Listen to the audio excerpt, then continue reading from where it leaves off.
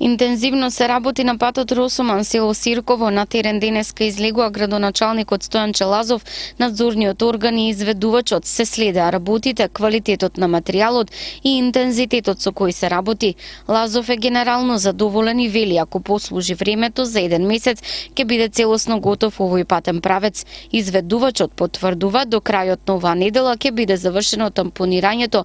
Следниот понеделник се продолжува со фаза на асфалтирање. Заедно со надзорот и со изведувачите дојдовме да видиме и да исконтролираме на некој начин како течат активностите градежни за изградбата на овој пат, односно бидејќи влеваме во последната фаза на тампонирање и асфалтирање на овој пат, значи да видиме дали е се она како што е напишано во тендерските документации. Задоволен сум од тоа како се изведува, задоволен сум од динамиката и од планот, бидејќи навистина имаме работа со фирма која што си ја знае и си ја познава работата.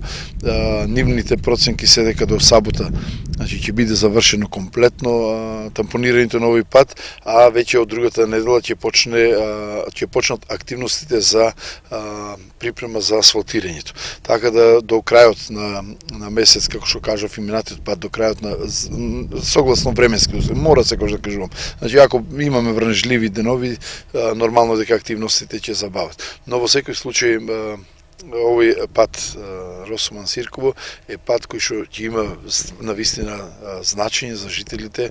Во неколку фази се гради локалниот пат Росуман Сирково. Беше издвоен како една од клучните потреби на граѓаните. Парите за истиот ги обезбедуваат 3 страни. Средствата за овој